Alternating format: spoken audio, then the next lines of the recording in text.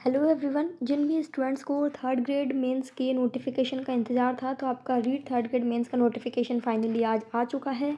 और इसमें किस सब्जेक्ट के अंदर कितनी पोस्ट है, किस कैटेगरी में कितनी पोस्ट है, वो पूरा डिटेल नोटिफिकेशन आपको यहाँ देखने को मिल जाएगा। इसमें जो जो इम्पोर्टेंट पॉइंट है जो आपके लिए जानना ज़रूरी है, वो मैं इस वीडियो के अंदर बता रही हूँ। बाकी पूरा डिटेल में आपको PDF टेलीग्राम पर मिल जाएगा। तो सबसे पहले आप यहाँ पर टोटल नंबर ऑफ़ पोस्ट दे सकते हैं। लेवल 2 का मैं यहाँ पर आपको बता रही हूँ। लेवल 2 के अंदर टोटल पोस्ट आई है 2123। और इसमें भी जिसका जो भी सब्जेक्ट है, अपने सब्जेक्ट के अकॉर्डिंग यहाँ से देख लीजिएगा। सबसे ज़्यादा जो पोस्ट आई हुई है वो है मैथ साइंस के अंदर। और मैथ साइंस में जो आपके नॉन TSP वाले हैं उनकी 970 है और TSP वालों की 73 है। फिर सामाजिक विज्ञान के अंदर आपकी 272 पोस्ट है नॉन TSP वालों के लिए। और बाकी अपने अपने सब्जेक्ट के अकॉर्डिंग आप यहाँ से देख लीजिएगा। नेक्स्ट इंपॉर्टेंट पॉइंट है इस नोटिफिकेशन के अंदर, वो है आपके मिनिमम पासिंग मार्क्स की किस कैटेगरी के अंदर किस स्टूडेंट को कितने पासिंग मार्क्स लेके आने हैं। तो यहाँ पर वो चीज़ आप देख लीजिए। जैसे जो जनरल वाले स्टूडेंट हैं तो उनको मिनिमम 60% मार्क्स तो लेके आने ही हैं। ये मतलब जो मिनिमम पासिंग मार्क्स रहता है ना, वो है। ST वालों के लिए 55% है और ये TSP वालों के लिए 36% है। ठीक है। फिर इसमें आपका जो भी कैटेगरी है, अपनी कैटेगरी के अकॉर्डिंग आप देख लीजिएगा। यहाँ पर SC, OBC और MBC इन तीनों के लिए 55% है। फिर इसके बाद जो अदर कैटेगरीज़ हैं, अपनी अपनी कैटेगरी में मिनिमम पासिंग मार्क्स आप देख लीजिएगा। यानी इतने परसेंट आपके जब मार्क्स आएंगे पेपर में तो ही आप उसको क्वालिफाई कर पाएंगे। बाकी आगे तो कट ऑफ निकलती है, तो वो ही कट ऑफ ही मेन रहती है। फिर उसके बाद नेक्स्ट इसमें जो इम्पोर्टेंट पॉइंट है उसकी तरफ बढ़ते हैं। नेक्स्ट जो आपका पॉइंट आता है वो है आपकी क्वालिफ़िकेशंस। यहाँ पर क्वालिफ़िकेशंस के अंदर जो पॉइंट नंबर 6 है ना, वो आप देख लीजिएगा नोटिफिकेशन में अपनी अपनी सब्जेक्ट के अकॉर्डिंग। यहाँ पर ये संस्कृत जिसका सब्जेक्ट है उनकी क्वालिफ़िकेशन लिखी हुई है कि आपके पास ये डिग्री और ये सब होना चाहिए। बाकी जो अदर सब्जेक्ट हैं जैसे कि math, science, English, Hindi, social science, तो उन सभी के लिए यहाँ पर साफ साफ लिखा हुआ है ग्रेजुएशन और BEd, ये 2 चीज़ आपकी ज़रूरी होती है थर्ड ग्रेड के अंदर। बाकी पोस्ट ग्रेजुएशन भी जिन्होंने किया हुआ है और BEd जिनके पास है तो वो भी एलिजिबल है।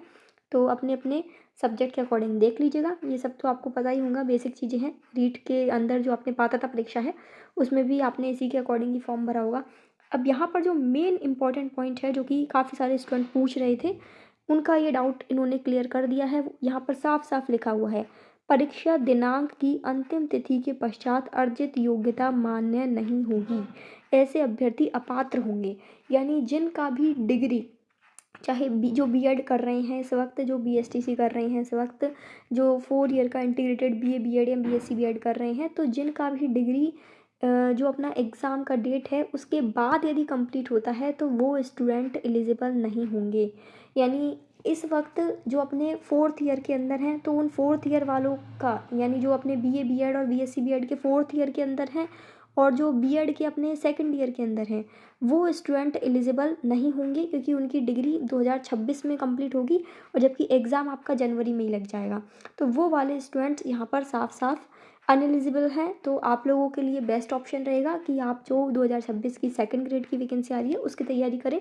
थर्ड ग्रेड के लिए केवल वही स्टूडेंट्स एलिजिबल हैं जिनकी डिग्री कंप्लीट हो चुकी है। फिर नेक्स्ट इंपॉर्टेंट पॉइंट आता है, ये आपका पॉइंट नंबर 19 देख लेना नोटिफिकेशन के अंदर। जो आपके प्रमाण पत्र हैं, जो कैटेगरी वाले स्टूडेंट्स हैं, जैसे कि जो EWS वाले स्टूडेंट्स हैं, जिनका OBC का सर्टिफिकेट है, जो SC ST वाले हैं, जिनका भी जाति प्रमाण पत्र मतलब बना हुआ है अलग से, तो इसमें यहाँ पर ये पॉइंट साफ साफ लिखा हुआ है। इस पॉइंट के अंदर आप देखिएगा नोटिफिकेशन के अंदर कि इसमें लिखा हुआ है अभ्यर्थी द्वारा आवेदन की अंतिम तिथि तक जारी प्रमाण पत्र प्रस्तुत नहीं किया जाता है तथा अंतिम तिथि के पश्चात जारी किया हुआ प्रमाण पत्र प्रस्तुत किया जाता है। तो ऐसे अभ्यर्थी इस आशय का एक शपथ पत्र लिखा जावे कि वे आवेदन की अंतिम तिथि के संबंधित वर्ग की पात्रता रखता था तथा यह सूचना गलत पाए जाने पर उसकी नियुक्ति निरस्त की जा सकेगी। यानी इसका सीधा सीधा सा मतलब ये है कि जब आप अपना फॉर्म अप्लाई कर रहे हैं, अभी ये जो रीट की डेट्स चल रही हैं, मतलब थर्ड ग्रेड का फॉर्म जब तक भरने में आ रहे हैं तब तक की डेट का ही आपके पास सर्टिफिकेट होना चाहिए। तो जिनका भी सर्टिफिकेट नहीं बना है वो सबसे पहले अपना सर्टिफिकेट बनवा लें।